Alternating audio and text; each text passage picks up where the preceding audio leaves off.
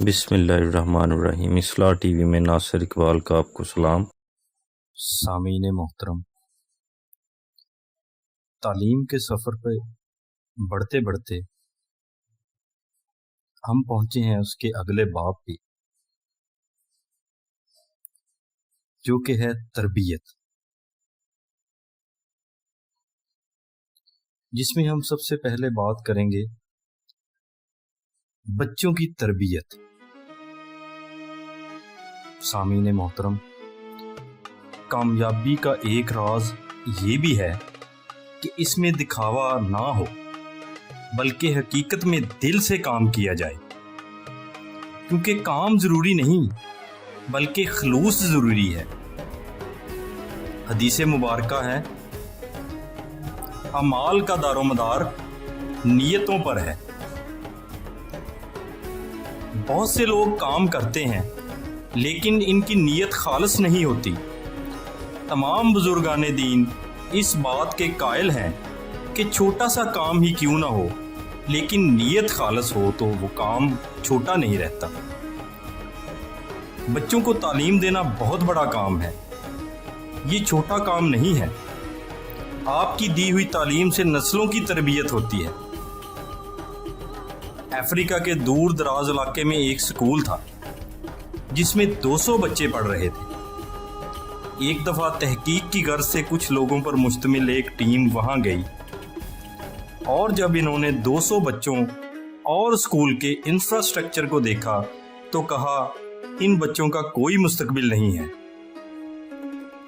پھر جب 20 سال بعد وہ لوگ دوبارہ وہاں گئے تو انہیں 200 میں سے 138 بچے ملے، جن میں سے 112 بچے کامیاب ہو چکے تھے۔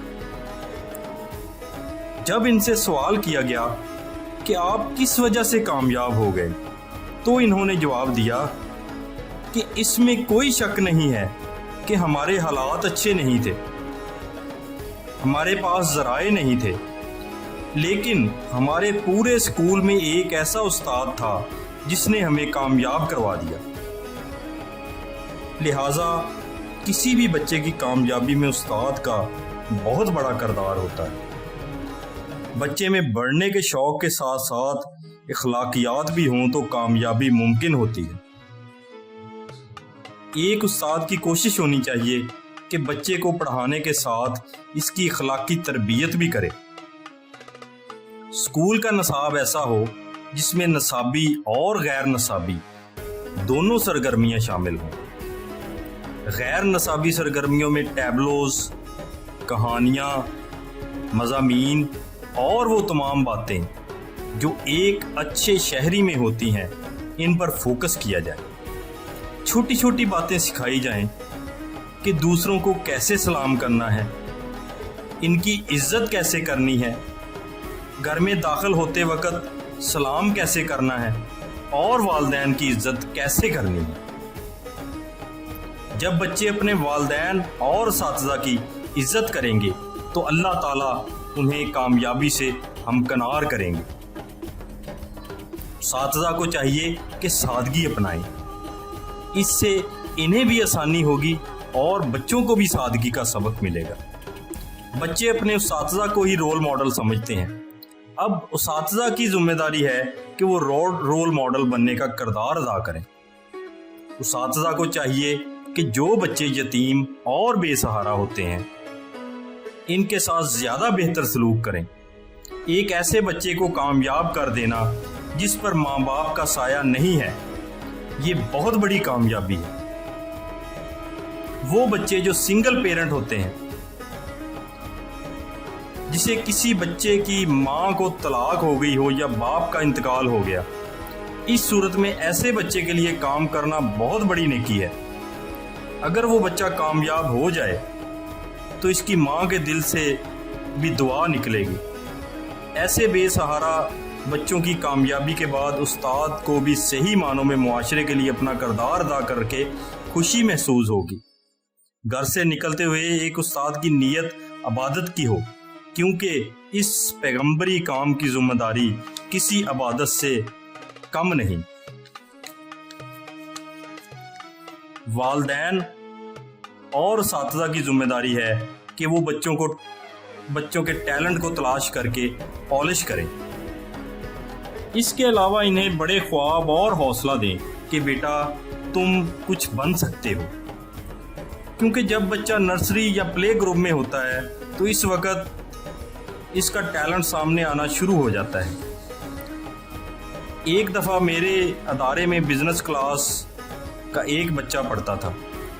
اس کے والدین اپنے کاموں میں مصروفیت کی وجہ سے اسے وقت نہیں دے پاتے تھے۔ وہ بچہ مجھ سے مانوس ہو گیا اور مجھے آئیڈلائز کرنے لگا۔ وہ جب بھی کسی امتحان میں پاس ہوتا تو خاص طور پر مجھ سے ضرور ملتا۔ میں ہمیشہ اس سے پوچھتا تھا کہ بیٹا تم بڑے ہو کر کیا بنو گے؟ وہ جواب دیتا پائلٹ بنوں گا۔ میں اسے دل سے دعا دیتا کہ اللہ تعالیٰ تمہارا خواب پورا کرے، لیکن اس کے والدین کی صورتحال ایسی تھی کہ اس کا خواب پورا ہوتا نظر نہیں آتا تھا۔ ایک دن اس کی والدہ میرے پاس آئیں اور کہنے لگیں کہ آپ نے اس کو کیا خواب دکھایا ہے جو یہ ہر وقت پائلٹ بننے کی باتیں کرتا رہتا ہے۔ ہمارے گھر کا ماحول ایسا نہیں ہے جس میں یہ پائلٹ بن سکے۔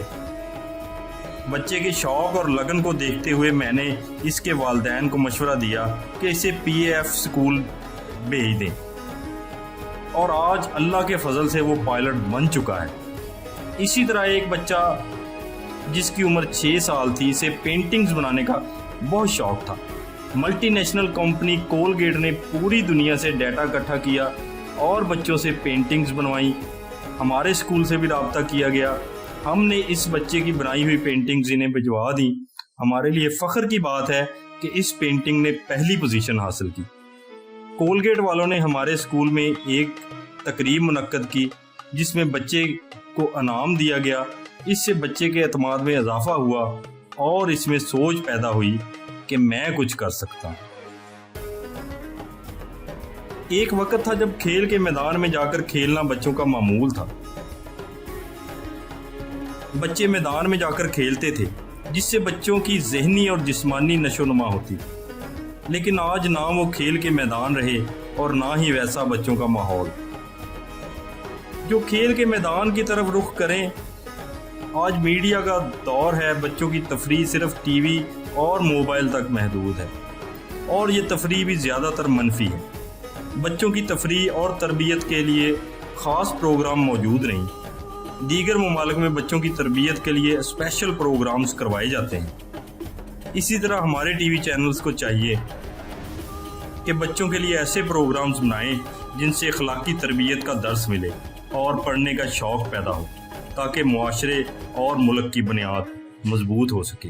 اپنا اور اپنے ارد گرد لوگوں کا بہت سا خیال رکھیے گا، اس دعا کے ساتھ کہ اے میرے اللہ ہمارے کام ہمارے لیے آسان فرما دیجیے، اور اے مالک کائنات مجھے اپنے بندوں کی فلاح کے لیے چن لیجیے۔